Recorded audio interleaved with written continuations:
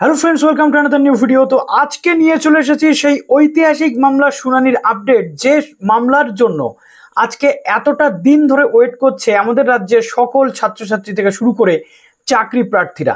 কি না, OBC issue নিয়ে আজকে কিন্তু সুপ্রিম কোর্টে একটা, যারা নতুন আছেন অবশ্যই চ্যানেলটিকে সাবস্ক্রাইব করে পাশে থাকা বেল আইকনটি ক্লিক করে দেবেন যাতে সব তথ্যগুলো পেয়ে যান। এবং প্লিজ ভিডিওটা প্রচুর লাইক করুন, বন্ধুদের মাঝে শেয়ার করতে ভুলবেন, আর হাইপ বাটনটাতে ক্লিক করতে একদম ভুলবেন। যথেষ্ট ইম্পর্ট্যান্ট হিয়ারিং রয়েছে। অর্থাৎ আমরা দেখেছিলাম যে Amalchandra Das versus state of West Bengal যে মামলাটি ছিল 2024 সালে, সেটা মেন মামলা ছিল।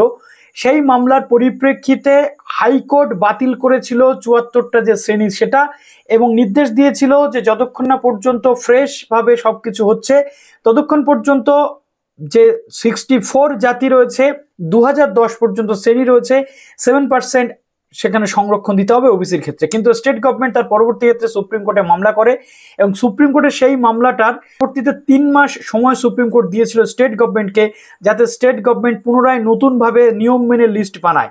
তারপরে আবার সেই মামলার হেয়ারিং এখনো কিন্তু হয়নি, অর্থাৎ পুরনো যে মামলাটা, তার মধ্যে আবার স্টেট গভর্নমেন্ট কি করে, নতুন লিস্ট তৈরি করে, এবং সেখানে একাধিক যে বিভ্রান্তি তৈরি হয়, এবং 10ই জুন অনুযায়ী নতুন লিস্ট অনুযায়ী 140টা ক্যাটেগরি অনুযায়ী আবার কিন্তু ওবিসি এ, ওবিসি বি 17% সংরক্ষণ দিয়ে গভর্নমেন্ট 100 পয়েন্ট রোস্টার পাবলিশ করে। তারপর আবার সেই অমলচন্দ্র দাস পুনরায় সেই ডিভিশন বেঞ্চে মামলা করে, এবং সেই নতুন মামলার পরিপ্রেক্ষিতে হাইকোর্ট রায় দেয় যে না, এই লিস্ট কিন্তু বৈধ নয়। তাই 31 তারিখ, প্রথমে 31 জুলাই, তারপরে 31শে অগস্ট পর্যন্ত পুনরায় সেই মামলার যে হেয়ারিং বা সবকিছু আপাতত হাইকোর্টে চলছে, কিন্তু তারই মধ্যে 31 অগস্ট পর্যন্ত সেই লিস্টের ওপর স্থগিতাদেশ দিয়ে দেয়। তারপরে স্টেট গভর্নমেন্ট আবার চলে আসে কোথায়, স্টেট গভর্নমেন্ট আবার কিন্তু চলে আসে একেবারে, এবং তার পরবর্তীতে আদালত কন্টেম্পট মামলা হয়, যেহেতু আদালতের নির্দেশ না মেনে স্টেট গভর্নমেন্ট কলেজ ভর্তি থেকে শুরু করে এসএসসি ফর্ম ফিল আপ সবকিছু করাতে থাকে। এবং তার পরবর্তীতে আবার যেটা আমরা দেখতে পাচ্ছি যে স্টেট গভর্নমেন্ট আবার চলে আসে সুপ্রিম কোর্টে কন্টেম্পট মামলা যেটা হয়েছে তার এগেনস্টে বা সেই রায়ের বিরুদ্ধে এখানে চ্যালেঞ্জ করতে, এবং সেই চ্যালেঞ্জ মামলার প্রথম হিয়ারিং এ প্রধান বিচারপতির যে বেঞ্চ, সেই বেঞ্চ কিন্তু ক্যালকাটা হাইকোর্টের যে রায় ছিল, অর্থাৎ 140টা লিস্ট অবৈধ, সেই রায়ের বিরুদ্ধে গিয়ে স্থগিতাদেশ দিয়ে দেয়। কত পর্যন্ত? আজকে, অর্থাৎ 11ই অগস্ট পর্যন্ত।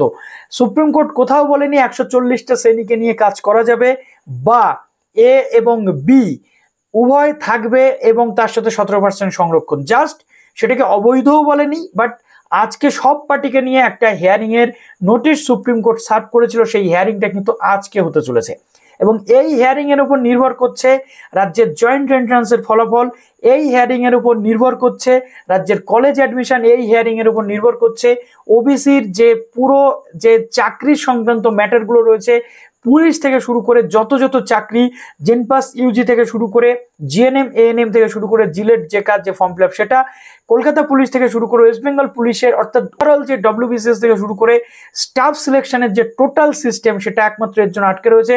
স্কুল সার্ভিস কমিশনও কিন্তু এই মামলার উপর ভিত্তি করে স্টেবল কিন্তু আপাতত থাকলেও সেটা ফিউচারে কি হবে সেটা নিয়ে কেউ বলতে পারছে না। যদিও গতদিন কৌশিক চান্দা স্যারের যে বেঞ্চ সেটা বলেই দিয়েছে যে যেহেতু সুপ্রিম কোর্ট কোনো হস্তক্ষেপ এখনো করেনি, বা সুপ্রিম কোর্ট এখনো ফাইনাল কনক্লুশন করেনি, তাই আপাতত সেই 2010-এর যে লিস্ট সেটাকেই বৈধ বলে মানা হচ্ছে।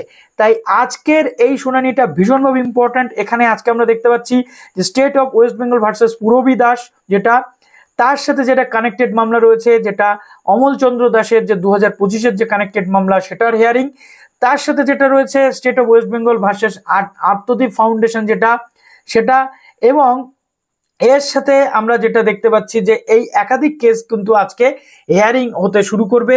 ঠিক 10:30টার পর থেকে প্রধান বিচারপতির যে এজলাস, সেই এজলাসে এই মামলাটার পুরোটাই শুনানি চলবে আজকে। এখন দেখা যাক সুপ্রিম কোর্ট কি বলছে। সুপ্রিম কোর্টের উপর নির্ভর করছে আজকে সবকিছু। সুপ্রিম কোর্ট যদি এই লিস্টটাকে বৈধ করে দেয়, তাহলে কিন্তু এই যে প্রসেস চলছে, রিভ্যালিডেট প্রসেস বা রিইস্যুয়েন্স প্রসেস, এই প্রসেসে আর কিন্তু কোনো বাধা থাকবে না, বা এ বি বা 17% মিলে যেরকম যা চলছিল সেই অনুযায়ী চলবে। এখন দেখা যাক আজকে কি হতে চলেছে। অবশ্যই আমি আপনাদেরকে জানাবো, সম্পূর্ণ ভিডিওটা দিয়ে দেব যখনই শুনানি শেষ হয়ে যাবে তখন। চলবে না, ভালো থাকবেন সবাই, বেস্ট অফ লাক।